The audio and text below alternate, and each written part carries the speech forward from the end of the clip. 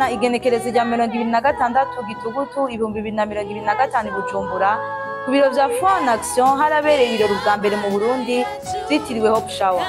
Hope Shower ni umugambi watangujwe na Sandrine Nizigiyimana ugamije guha icubahiro abakenyezi bari mu ngorane biciye mu bikorwa by'ubuntu, urukundo, ubumwe no gushigikirana mu buryo bwo mu mutima. Janine Ndayizeye asanzwe arwaye indwara ya cancer niwe yari umukenyezi yatowe ubwa mbere ngo akorerwe ico gikorwa Hope Shower ari kumwe n'abandi bakenyezi bavuye mu bice bitandukanye. Nagwaye cancer. Maze kugwara cancer ifatira mwibere mugabo mwibere ikira irihuta kuvayo ica yataka amahaha. Ego hanyuma rero ncamara gihe kirekire ngwaye maze kiringo hafi imyaka 4.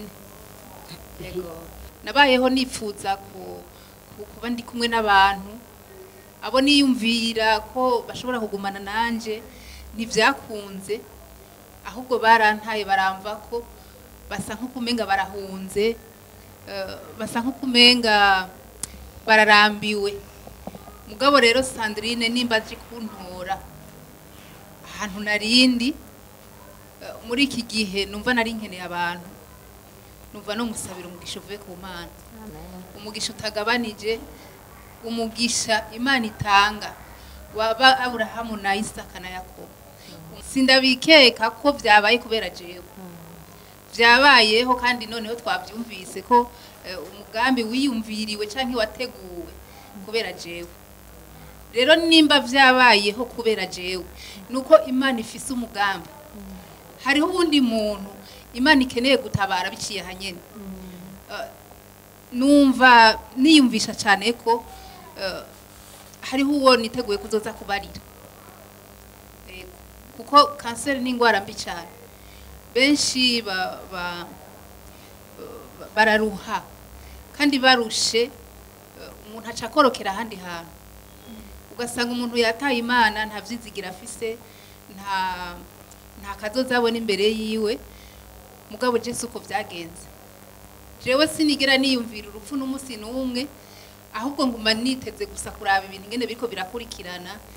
Numva umenga ndavyumva naho nari ndemvye abantu bararira bambonye bamperuka nkomeye. Je kaguma nkanguka none abantu bariko barizwa niki? Baba bari kubera iki? Je nkaca nja kubaza none ko murira nibiki? Kumbe bariko barira kubera babonye ngene meze.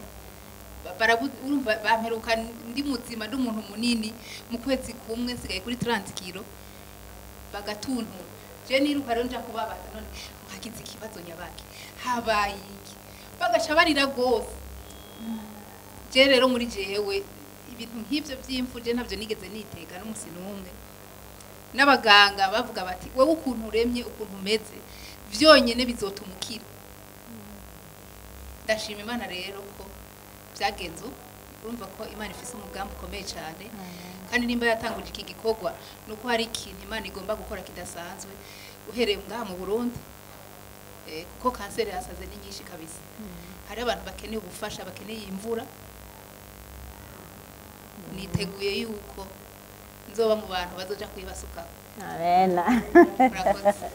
Sandrine Nizigiyimana uwashinze uwo mugambi yavuze ko Hope Shower ari igikorwa c'abakenyezi kandi ko ico gikorwa kizokorerwa abakenyezi n'abigeme mu ntumbero yo gusubizaho icizere ku bakenyezi babuze ukwizigira kubera ibigeragezo vy'ubuzima. Hope Shower rero ni twovuga mu Kirundi ko ari imvura y'ivyizigiro. Ni igikorwa gikomeye abantu bakorera umuntu ari mu bibazo kanaka.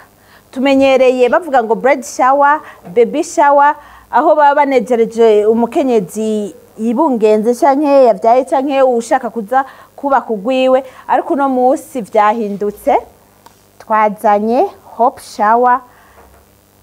Ni gikorwa kigenewe umuntu abari mu bibazo gikorwa kugira agira ivyizigiro asubire yumve muri ko hari urukundo asubire yumve muri ko hari abantu bari hampande yiwe bamukije ariko arahangana navyo. Ibirori vyaranzwe n'amarira y'ibineza n'umunezero zerekanye ko naho ingwara ihari umukenyezi aguma ari mwiza akomeye afise agaciro kandi akunzwe cyane.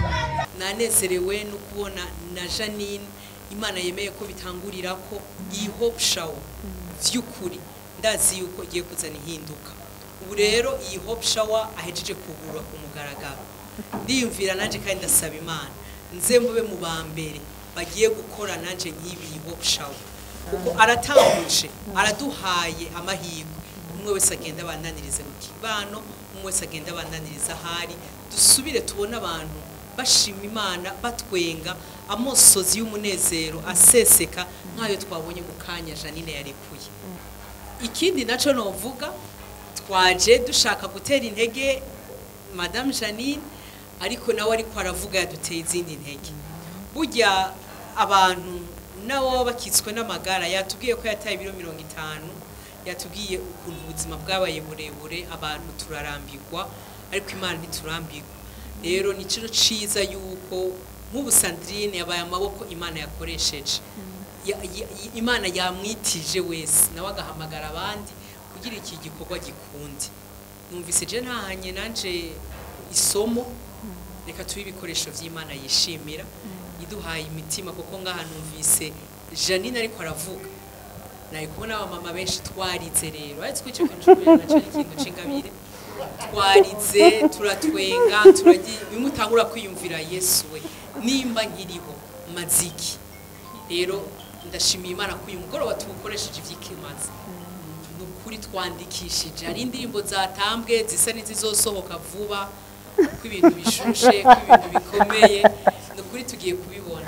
Sandrine Nizigiyimana yasozereye avuga ko guhuriza hamwe abakenyezi ngo bafashe mugenzi wabo byerekana ko ubumwe bw'abakenyezi bushobora gukiza atari umubiri gusa, ariko n'ubuzima bwo mu mutima bukazura icizere n'agaciro. Imbaraga zawe zingizabo, kuko ibidashobokera abana b'abantu imbere